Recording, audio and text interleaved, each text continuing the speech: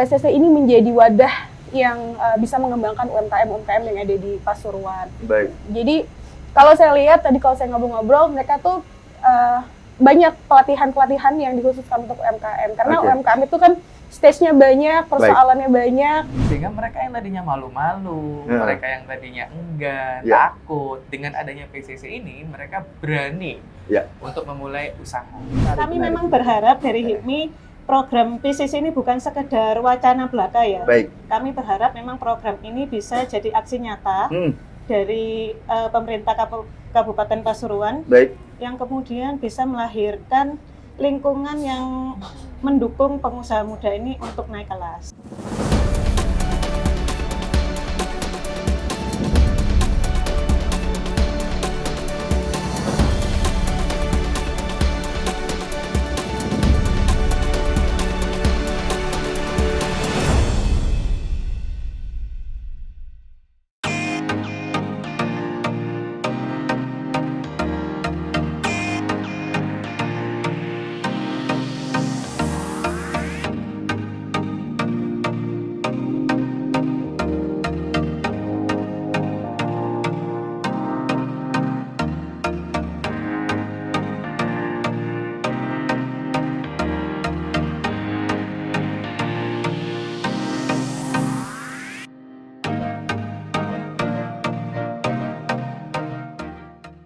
Assalamualaikum warahmatullahi wabarakatuh. Salam sejahtera bagi kita semua. Salam Om Swastiastu, Namo Buddhaya, salam kebajikan. Jumpa lagi bersama saya Randy Niko Ramanda di podcast Jawara, Jagongan Wakil Rakyat DPRD Pasuruan. UMKM dan IKM selama ini dikenal sebagai tulang punggung perekonomian di Kabupaten Pasuruan. Lebih dari 60% roda ekonomi masyarakat berputar melalui sektor ini. Pada era sebelumnya, pelaku UMKM seolah berjalan sendiri. Namun kini, di era Mas Bupati Rusdi dan Wakil Bupati Gusobi, muncul terobosan baru, yakni Pasuruan Coaching Creativity. Harapannya, UMKM tidak berjalan sendiri, namun bisa tumbuh bersama, naik kelas, dan mampu menembus pasar nasional dan internasional. Melalui podcast Jawara ini, tentu Tribuners ingin mendengar kesan dari wakil rakyat, HIPMI, dan pelaku UMKM. Sudah bersama saya, Wakil Ketua DPRD Kabupaten Pasuruan, Mbak Adinda Denisa, dan Bendahara BPC HIPMI Kabupaten Pasuruan, Ibu Gusnul Khotimah, dan pelaku UMKM sekaligus Kabid OKK BPC HIPMI Kabupaten Pasuruan, Mas Ardi Winda Kusuma Putra. Langsung saja kita sapa mereka. Selamat siang, Mbak, Mas. Ya. Baik ya, sehat ya? Alhamdulillah. Baik. Sebelum ke Mbak Denisa dan Bu Husnul Khotimah, saya pengen mendengar cerita dari Mas Ardi Winda sebagai pelaku UMKM ya. Selama ini pengalamannya ketika menjalankan usaha tanpa dukungan pemerintah itu seperti apa, Mas? Iya, memang ya penuh dengan tantangan ya. Oke. Penuh dengan tantangan, penuh dengan gejolak. Artinya memang secara mendasar kalau bicara pelaku usaha itu kan inisiasinya sebenarnya dari kebutuhan pribadi. Baik. Dari keinginan pribadi. Baik. Untuk kemudian kita kembangkan yang mana orientasi awalnya adalah ya kesejahteraan hidup atau menjadi hidup yang lebih baik. Oke. Nah, tentu dalam perjalanan membangun sebuah usaha, terutama saya itu pada awalnya memang berangkat dari kemandirian. Baik.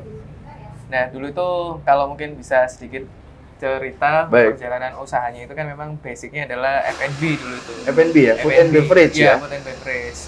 Kebetulan waktu itu awalnya adalah di Bangil kalau di Bangil, Mas ya?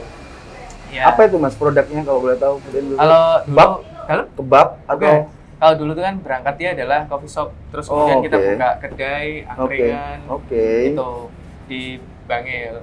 Dan memang dulu awal-awalnya adalah ya bukan hanya cemilan ya, tapi juga ada main course-nya dulu tuh sempat juga jualan soto kayak gitu. Karena dulu pikirnya itu di Pasuruan ini mana sih ada warung soto yang kelihatan modern, gimana gitu, yang nyaman orang, bersih gitu ya, yang bersih, yang enak gitu kan, dulu nggak ada. Tapi ya apa daya, kadang-kadang ekspektasi itu tak seindah realita. Begitu dieksekusi, ya ternyata pada akhirnya memang nggak berjalan dengan mulus, sehingga itu sampai dinamikanya ya penuh dengan tantangan. Bahkan ekspansi saya adalah juga sempat untuk membuat keripik pada waktu itu. Buat keripik untuk bagian dari variasi produk dari kedai itu. Dan alhamdulillah memang sebenarnya di Kabupaten Pasuruan pada waktu itu juga dibantu, kalau nggak salah saya sempat ke Dinas Perindustrian dan Perdagangan kaitannya untuk pengurusan PRT pada waktu itu. PRT. Dan memang karena izin itu kan semua otorisasinya di Pemda ya Mas ya. Jadi bagaimanapun ya kalau saya sendiri tanpa ada Pemda itu juga agak kelimpungan. Gampangannya ya bagaimanapun pelaku usaha itu juga ada sisi bukan ketergantungan, tapi lebih ke arah juga ada sisi peran dari pemerintah. Kalau nggak ada peran dari pemerintah, kita jalan sendiri bisa tersesat juga. Nanti nggak tahu izinnya tiba-tiba disemprit, wah ini izinnya kurang, nggak jalan, bukannya berkembang malah. Kalau selain perizinan, tantangan terbesar lain apa Mas? Kalau tantangan terbesar juga yang paling mendasar itu seperti permodalan. Baik. Terus kemudian yang kedua itu juga seperti pemasarannya, marketnya, keluarnya, ekspansinya itu. Karena kan dulu itu kan juga kita tahu ya, saya memulai usaha kalau start di Kabupaten Pasuruan di Bangil itu kan 2017 Mas. 2017, dan itu memang masih belum terlalu getol soal media sosial, soal pemasaran apapun itu kan masih belum terlalu hype ya.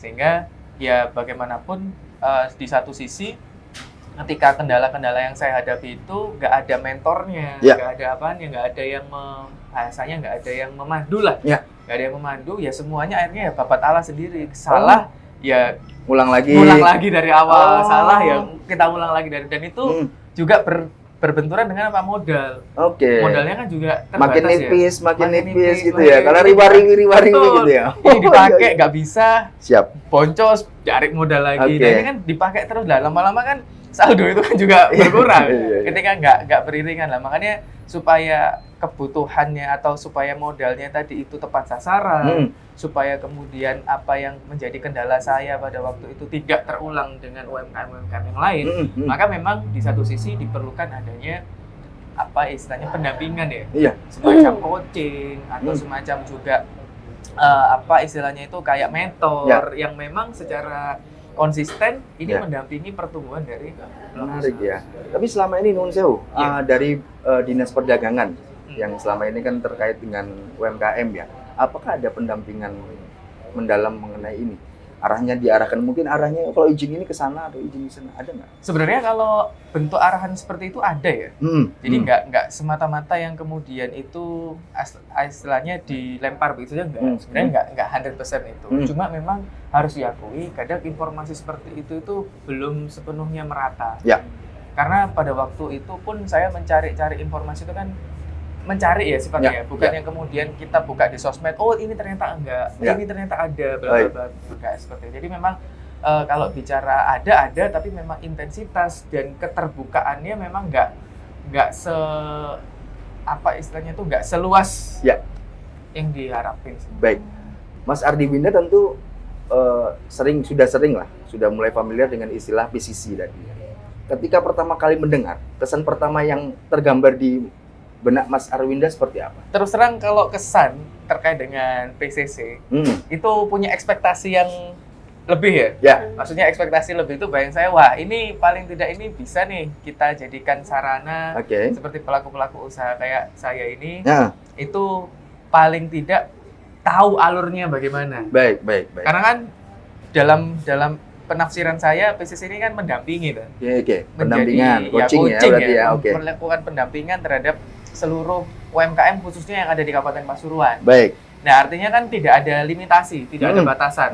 Semua UMKM dalam semua jenjang mulai dari yang tingkat yang terkecil sendiri sampai yang kemudian middle, itu yang semuanya bisa terhimpun di sana. Artinya melalui PCC ini ekspektasi saya adalah, oh ini enak nih bisa dimanfaatin oleh semua orang. Bisa dong kemudian orang-orang itu nggak akan tersesat, orang-orang akan lebih tahu jalannya gimana, lebih bisa diproyeksikan medannya bagaimana. Betul. Terlebih ketika saya mengetahui kalau misalnya PCC ini inisiatornya adalah pemerintah. Artinya kan ada harapan bahwa pemerintah ini otorisasinya nih. Oke. Ketika sudah ada langsung di bawah kendali yang punya kewenangan, ibaratnya kan orang-orang pelaku usaha ini jadi lebih safe ya. Yo. Mereka itu kan lebih tenang, Betul. lebih kalem, lebih percaya diri gitu kan. Kalau misalnya bukan pemerintah, kadang-kadang kan masih ragu ya. Emang iya bisa. Bener nggak ini? Bener gitu nggak ya, kan kayak gitu ya? Legal nggak ini? Legal kan gitu kan? ya? Benar. Belum lagi nanti ekspektasi orang-orang pasti kan kalau udah pemerintah nih, ekspektasi saya adalah nggak ada biaya. Oke. Ekspektasinya tentunya. Ya. Artinya kan beberapa pasti ada yang ditanggung oleh pemerintah daerah. Beda kan kalau misalnya non pemerintah mungkin masih ada biaya-biaya yang lain. Baik. Tapi tentu kan ekspektasinya seperti itu.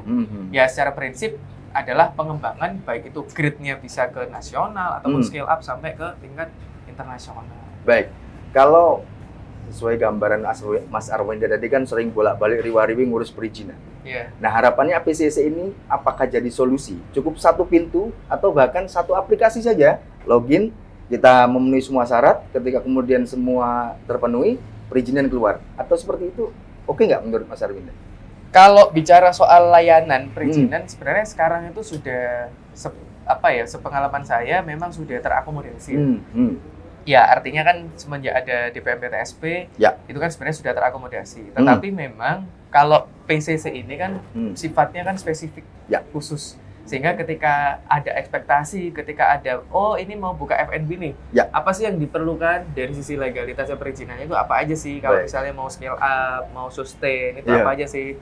Mau buka F&B, terus mau buka misalnya ini retail apa aja sih? Jadi di situ tuh udah langsung ada pendampingannya clear gitu.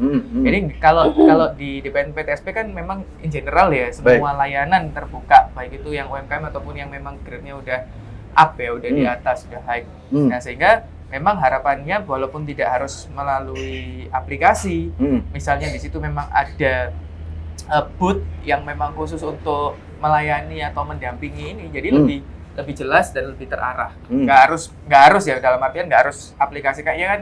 Kalau aplikasi jatuhnya memang terlalu banyak ya, aplikasi A, B, C itu kayak terlalu banyak gitu loh. Tapi yang penting kan apapun itu, entah itu aplikasi atau by human, yang penting layanan itu ada dan bisa menjadikan haluan orang-orang pelaku usaha ini lebih clear masuk. Baik, mungkin penegasan buat saya sendiri. Nantinya ketika PCC ini berjalan, apa dampak nyata yang kira-kira Mas Ardi atau pelaku UMKM lain yang bisa dirasakan? Apa dampak positifnya kira-kira? Kalau dampak positif saya pikir yang paling simpel dulu aja, yang paling sederhana aja. Satu, dampak positifnya ini paling tidak jadi istilahnya sarana yang bisa dimanfaatkan oleh seluruh UMKM. Paling tidak mereka punya platform ya. Mereka punya wadah yang bisa dimanfaatkan.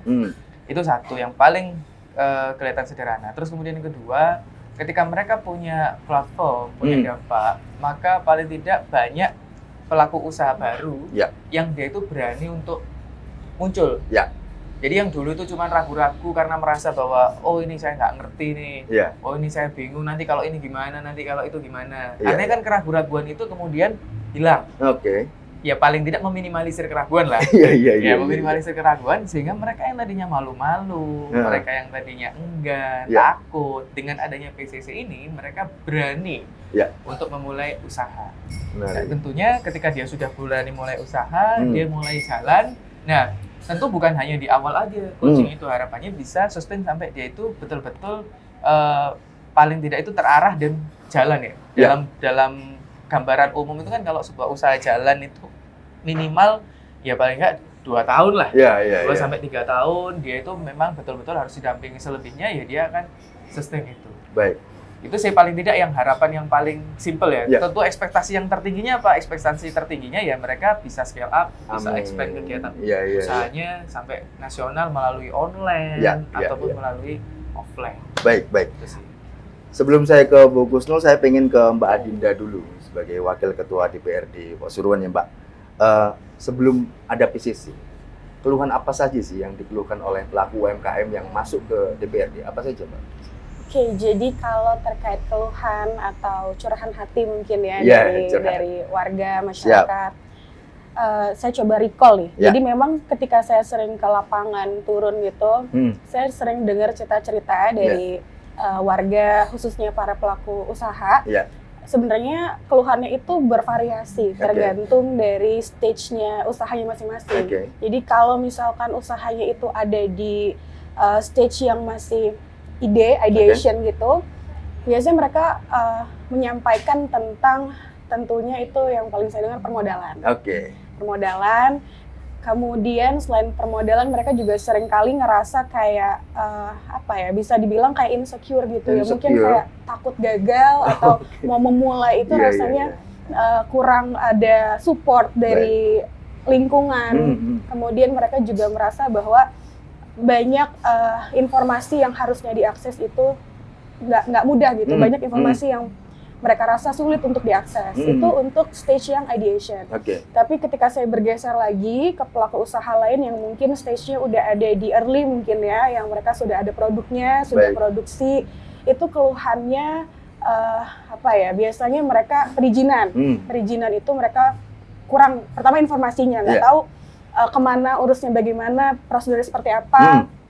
Lalu mereka juga, kalau sudah ada produksi, mereka juga menyampaikan bahwa pemasarannya tuh kadang mulai lesu, nggak tahu pemasarannya harus kemana, produksinya itu nggak stabil biasanya. Jadi bulan ini bisa banyak orderan, tapi belum tentu bulan depannya bisa ada orderan lagi. Jadi grafiknya. Biasanya yang dikeluhkan itu terkait produksinya juga ya. Lalu setelah itu kalau mereka udah ada di stage yang setelah early stage ya, sudah growing, itu biasanya mereka tuh curhat kayak, gimana ya kira-kira saya bisa memasarkan lebih baik lagi, gimana saya bisa branding, strateginya, memanajemen SDM yang ada. Itu jadi keluhannya itu sangat bervariasi. Jadi nggak sama. Jadi kalau saya ingat-ingat lagi, ternyata banyak juga ya, banyak juga curahan hati dari pelaku usaha. Apalagi kondisi perekonomian kayak gini ya, makin banyak itu. Tapi saya seneng dengarnya, ternyata banyak yang concern, berarti banyak yang punya ketertarikan di dunia entrepreneurship. Justru saya seneng gitu, Mas. Tapi solusinya mungkin dari Mbak Adinda saat itu jawabannya apa? Yang spontan kira-kira? Mungkin kalau saya belajar lagi atau kayak gimana? Enggak belajar lagi. Ke BRI untuk permodalan tadi maksudnya? Iya, karena saya paham ya. Saya betul-betul paham ya, memang nggak mudah gitu, memang beneran susah. Jadi apalagi karakter yang mengeluhkan, karakter yang curhat itu beda-beda, Mas. Ada yang dari desa, ada yang dari dusun. Nggak mungkin jawaban saya tuh sama rata semua. Nggak mungkin lah jawabannya yang sama. Karena kan mereka punya problemnya masing-masing. Jadi mungkin kalau yang terkait perizinan, pasti saya arahkan ke hal-hal yang misalkan kayak mau NIB, itu ada layanannya dari pemerintah kabupaten. Atau mungkin kalau terkait SDM, ya saya kasih tahu kali ya, kan dulu saya pernah kuliah entrepreneur, jadi saya kasih mantap sekali. Bukan menggurui juga, cuma kasih kayak tips-tips mungkin ya seperti itu. Kemudian manajemen manajemen SDM, branding itu kan digitalisasi. Mungkin saya dari tahu lah ya, dikit-dikit pernah belajar tentang bagaimana kita memasarkan produk kita secara digital di social media, di marketplace gitu. Mungkin ya pengetahuan basic aja sih seperti itu. Sesuai yang Mbak Dinda tahu, kebijakan dari pemerintah sebelumnya soal UMKM dan IKM dengan Mas Rusdi dan Gus Sobi seperti apa yang membedakan?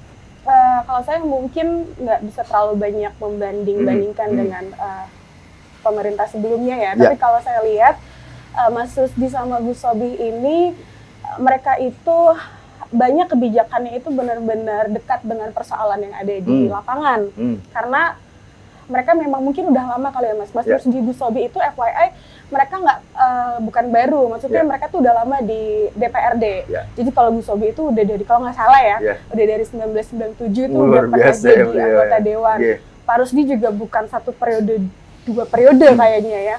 Nah, jadi saya rasa itu jadi modal yang cukup baik buat mereka, sehingga mereka bisa tahu persoalan yang real, yang nyata, yang ada di lapangan, sehingga banyak kebijakannya itu jadinya ngena dan lebih responsif gitu.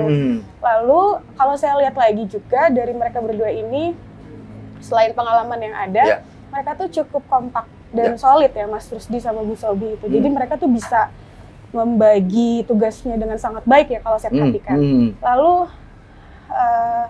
dari kekompakannya itu banyak akhirnya kebijakan itu pace di pemerintahan tuh jadi ritmenya tuh saya lihat cepet gitu. Jadi kan sejalan dilantik, karena ya solid ya mereka ya. Jadi dilantik ini kan masih lumayan dibilang baru ya, belum setahun. Itu banyak ritmenya tuh kelihatannya cepet. Jadi ya bagus lah, ini menjadi salah satu angin segar buat kita semua. Apalagi ada PCC ya, PCC atau PCC nih. Iya, boleh. Tahu. PCC aja kali ya. Klinik gitu ya. Creativity, sorry. Oke. Lalu dari yang dijelaskan dari Mas Arwinda tadi kan ada beberapa keinginan dari PCC yang ingin dimasukkan dalam layanan. Menurut Mbak Dinda, yang menjadi fundamental agar UMKM kita naik kelas itu seperti apa? Apakah digitalisasinya atau coachingnya seperti apa? Jadi PCC ini sebenarnya bukan bukan suatu sistem. Jadi PCC ini adalah a place, jadi tempat, ada gedungnya, kemudian ada kegiatan. Jadi walaupun ini sebenarnya belum launching ya, cuma berdasarkan hasil diskusi, hasil saya tanya-tanya juga ke teman-teman dinas. Jadi PCC ini adalah suatu tempat, ada gedungnya, di mana di dalamnya itu menyediakan pelatihan-pelatihan, kemudian ada layanan-layanan juga buat nggak hanya untuk UMKM, tapi buat semua manusia yang ada di Kabupaten Pasuruan, semua masyarakat ya. Dari rentang usia yang muda juga bisa, yang sudah di atas pemuda juga bisa. Jadi banyak gitu layanannya, nggak hanya untuk UMKM. Tapi mungkin memang yang menjadi salah satu layanan unggulannya, mereka itu berusaha untuk menciptakan PCC ini menjadi wadah yang bisa mengembangkan UMKM yang ada di Pasuruan. Baik. Jadi kalau saya lihat tadi kalau saya ngobrol-ngobrol, mereka tuh banyak pelatihan-pelatihan yang dikhususkan untuk UMKM, karena UMKM itu kan stage-nya banyak, persoalannya banyak, nggak bisa hanya pelatihan yang cuma satu kali mungkin ya, harus berkelanjutan. Mungkin ya itu sih. Baik. Mbak Dinda kan sebagai legislator, ketika ada wacana PCC ini, bentuk dukungan yang bisa DPR dilakukan agar terobosan nyata ini nggak sekedar angin lalu, akan seperti apa, Mbak? Jadi kalau saya di DPRD, mungkin tugas saya lebih kayak ke pengawasan ya. Baik. Jadi kita tuh harus mengawasi kinerjanya secara real. Nantinya saya berharap nih PCC nggak hanya nama aja, nggak hanya nama program aja, tapi dari PCC ini kita juga harus melihat dan memerhatikan siapa aja sih yang terlibat ya, UMKM-nya, UMKM mana yang turut berpartisipasi di program ini. Kita juga harus lihat evaluasi per tahunnya seperti apa. Yang ikut UMKM itu harapannya kan mereka harus naik kelas. Jadi ketika naik kelas itu mereka juga harus punya adik kelas gitu ya. Jadi harus ada regenerasi ya. Jadi nggak hanya naik kelas terus udah, harus ada adik-adik kelas barunya. Kemudian sebagai DPRD juga tentunya harus mendengarkan feedback dari masyarakat. PCC itu kayak gimana dari feedbacknya orang-orang. Mungkin kayak gitu sih. Saya rasa dengan adanya, kalau kita bisa jalanin itu semua secara intens, dengerin feedback, terus melihat, mengevaluasi UMKM yang sudah terlibat itu stage-nya seperti apa, prosesnya seperti apa, saya rasa insya Allah PCC bisa berjalan dengan baik. Baik. Kalau menurut Mbak Dinda sendiri, indikator keberhasilan suatu program, khususnya PCC ini, dalam 1 atau 2 tahun ke depan, apa yang paling penting? Menurut Mbak. Keberhasilannya ya. Mungkin setelah nanti PCC sudah berjalan, kita lihat dari partisipasi masyarakat dari PCC itu. Kita lihat berapa banyak UMKM yang ikut ikutan program PCC. Kemudian kita juga harus lihat omsetnya kali ya, omset UMKM yang udah masuk dari gitu berapa jadi berapa. Kemudian kita lihat juga mungkin dari berapa banyak pameran atau showcase yang menampilkan produk-produk Pasuruan. Semakin sering diadakan showcase, itu kan semakin membuka wawasan orang-orang terkait produk-produk Pasuruan yang ada. Dan membuka pasar juga di nasional dan internasional ya Mbak ya. Semakin dikenal produk kita. Baik, makasih Mbak Dinda. Saya pindah ke Mbak Husnul ya. Mbak, dari kacamata HIPMI, bagaimana sih kondisi UMKM dan wirausaha muda di Kabupaten Pasuruan saat ini? Saat ini ya, sebenarnya sudah cukup banyak pengusaha muda di Pasuruan ini punya produk yang sudah cukup keren ya. Oke. Cuma mayoritas dari mereka ini masih mentoknya itu di pasar lokal-lokal aja. Oh. Jadi masih belum bisa naik kelas. Oh gitu. Nah, jadi akses seperti pelatihan, kemudian branding, terus digital marketing juga sangat minim. Oke. Gitu. Jadi dari HIPMI sendiri menilai bahwa PCC ini penting ya? Penting sekali. Seperti apa nantinya? Ada gambaran nggak HIPMI nantinya PCC itu harus begini, harus ada gambaran nggak, Mbak? Seperti apa nanti? Saya berharap sih ketika PCC ini direalisasikan ya sesuai dengan tujuan yang sudah disampaikan oleh dinas ya. Baik. PCC ini bisa menjadi one stop hub bagi pengusaha ya. Mulai dari coaching bisnis, kemudian ada juga pelatihan, kemudian standarisasi produk, sampai akses ke pasar yang lebih besar lagi. Bahkan saya dengar ada juga program jemput bola, Mas. Di mana tim dari PCC ini juga terjun ke lapangan lokasi usaha. Artinya jadi mencari produk-produk bagus gitu? Atau iya, jadi mereka nggak cuma rapat di kantor saja. Iya, jadi kami memang berharap dari HIPMI program PCC ini bukan sekedar wacana belaka ya. Baik. Kami berharap memang program ini bisa jadi aksi nyata dari pemerintah Kabupaten Pasuruan, yang kemudian bisa melahirkan lingkungan yang mendukung pengusaha muda ini untuk naik kelas. Baik, kalau saya kutip sedikit, Ibu tadi kan ngomong lingkungan ya, artinya ekosistem. Iya. Ekosistem usaha kita apakah kurang bergaung atau kurang bagaimana nih pemerintah daerah untuk bisa mengenalkan produk-produknya? Ya gimana, Mbak? Menurut saya saat ini keterlibatan pemerintah ini masih kurang ya, Mas ya. Karena seperti yang disampaikan oleh Mas Ardi tadi, para pengusaha Pasuruan ini masih berjuang masing-masing. Iya. Jadi belum ada koordinasi yang bisa saling nguatin. Oh, ayo maju bareng nggak? Oh, gitu. Jadi selama ini HIPMI berperan sebagai tempat kumpul atau juga berusaha mengkolaborasikan atau kayak gimana, Mbak? Memang untuk di Kabupaten Pasuruan ini baru beberapa tahun ini kami aktif ya, Mas ya. Tapi alhamdulillah dari hasil kumpul-kumpul ini kita bisa kolaborasi melahirkan bisnis-bisnis yang baru. Oh gitu. Sudah? Alhamdulillah sudah. Contoh produknya seperti apa, Mbak? Contoh usaha baru yang Mbak sebut tadi seperti apa? Contohnya itu yang baru aja launching itu ada kolaborasi dari anggota HIPMI sesama anggota melahirkan usaha join gitu ya, salon baru. Kemudian juga saya ada join juga dengan anggota HIPMI, kita melahirkan jasa S-Consulting. Jadi itu lembaga konsultasi keuangan dan pajak seperti itu. Oh gitu. Kalau dari tadi kan beberapa sudah di-spill Mas Windy ya, keinginannya nanti PCC seperti ini. Menurut HIPMI sendiri, yang fundamental nantinya untuk pelaku usaha itu seperti yang bagian mananya, Mbak? Yang paling fundamental itu menurut saya memang di program coaching ya, Mas. Coachingnya ya, pendampingan itu ya? Pendampingannya itu, karena pengusaha itu ya maju tidaknya usaha itu kan tergantung dari mentalnya pengusaha. Betul. Ya kan? Ketika kita ada coaching, mental kita kan terlatih terus. Betul. Di situ usaha kita akan bisa naik. Seperti itu. Gitu. Kalau untuk Kabupaten Pasuruan, dengan kan sudah tahu ekosistem usahanya di sini ya. Yang cocok untuk milenial dan Gen Z di sini itu apa, Mbak? Usahanya? Jual layangan kayak atau apa gitu? Sebenarnya kalau kita lihat daerah Pasuruan ini banyak ya peluang usaha. Terutama kalau lihat wisata alam di Pasuruan itu sebenarnya banyak, tapi belum dimaksimalkan. Wisata alam ya? Wisata itu masih bisa dimaksimalkan lagi. Kemudian untuk kuliner juga masih bisa dieksplor lagi. Kuliner ya? Iya, karena posisi kita kan strategis ya. Kita dekat dengan orang Surabaya, Sidoarjo. Kadang-kadang orang Surabaya, Sidoarjo mau ke Malang itu udah mikir macetnya dulu. Iya. Jadi lebih dekat ke Pasuruannya. Jadi misalkan di Pasuruan sudah banyak tempat wisata dan kuliner baru, itu akan mendukung ekosistem wisata yang sudah ini ya. Artinya jadi Malang kedua ini jadinya. Iya, bisa jadi. Gitu.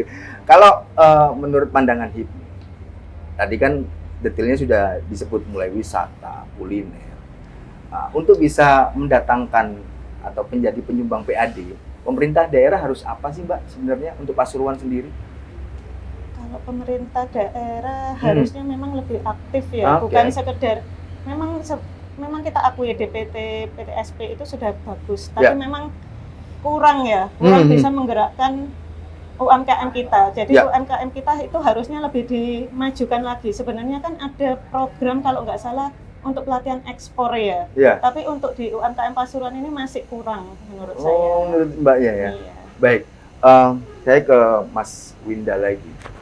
Dari sejumlah perspektif tadi, mungkin Mas Winda sudah bisa menilai bahwa nantinya PCC ini nanti seperti apa sih Mas? Yang fix menurut Anda? Supaya buat catatan buat tim Mas Rusdi dan Gus Sobi juga. Oke. Iya. Tapi enaknya panggilnya Mas Ardi aja. Oke. Kalau Mas Winda nanti saya dikirain cewek.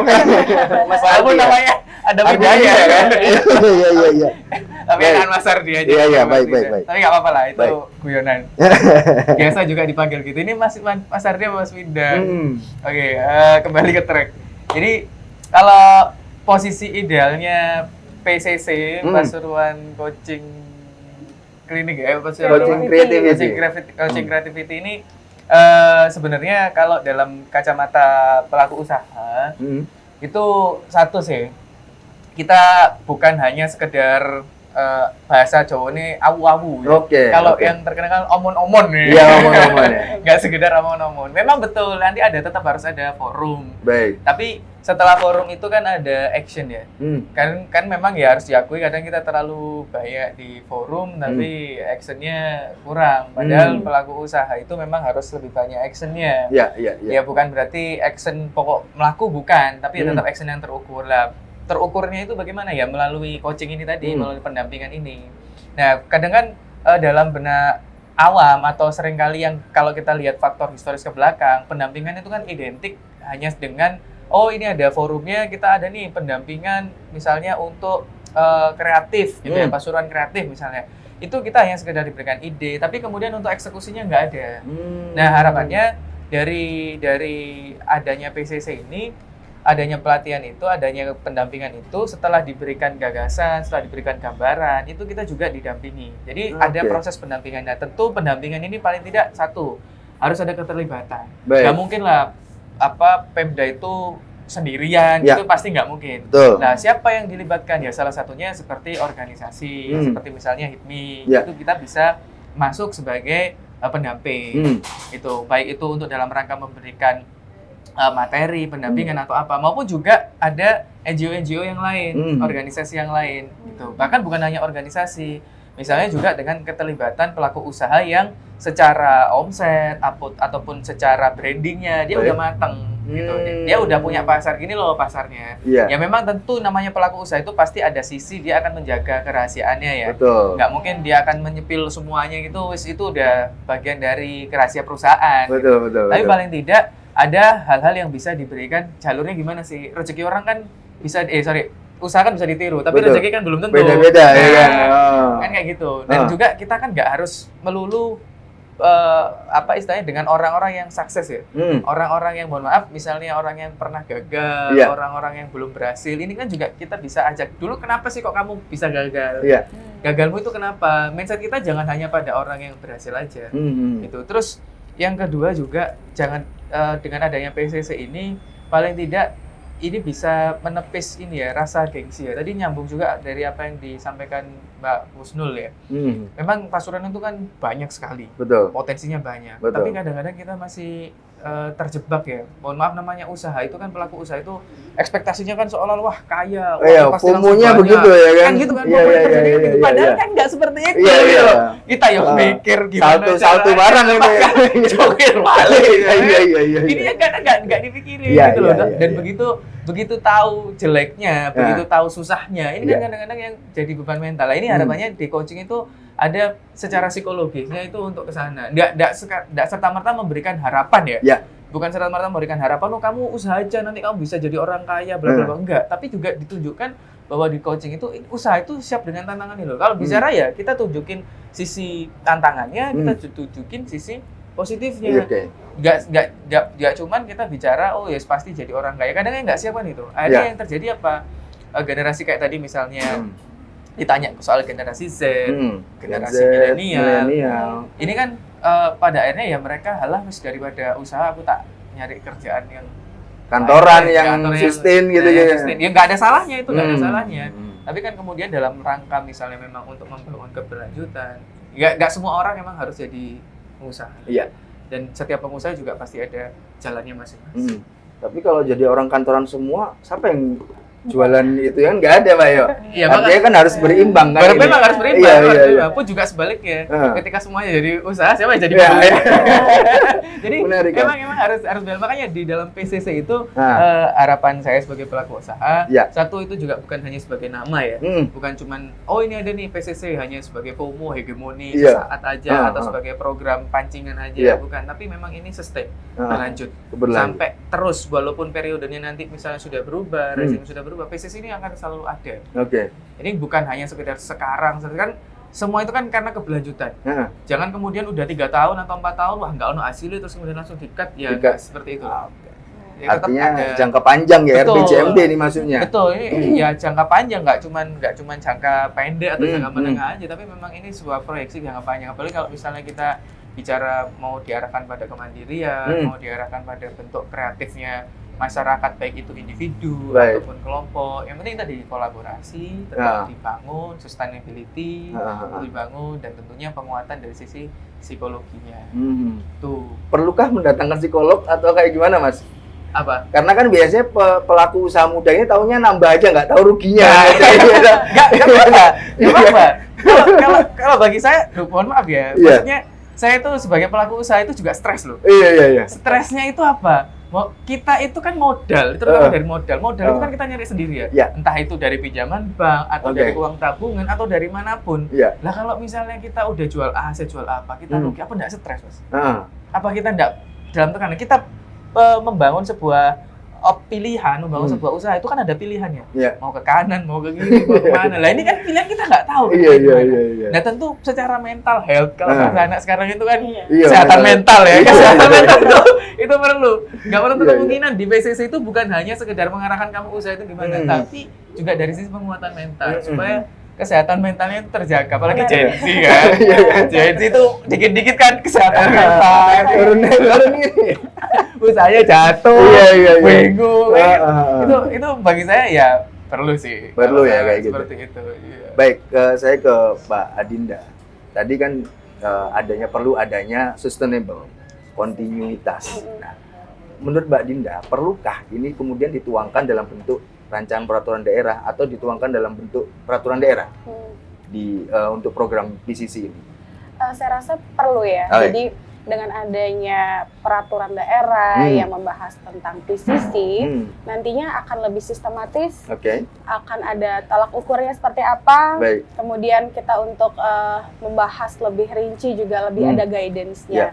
Jadi saya berharap PCC ini bisa digodok lebih serius, sangat serius ya, karena saya punya harapan besar terhadap PCC. Saya tuh berharap ya PCC ini bukan jadi hanya program aja, tapi ini saya berharap bisa jadi tempat lahirnya UMKM yang luar biasa, tempat lahirnya produk-produk yang mungkin ada di Amerika, mungkin ya, ini harapan ya. Iya. Jadi saya berharap banyak sih dari PCC ini. Baik, terakhir saya ke HIPMI sebagai penutup. Bagaimana sih harapan HIPMI supaya program PCC ini ketika nanti dijalankan bisa berkelanjutan? Seperti apa, Mbak?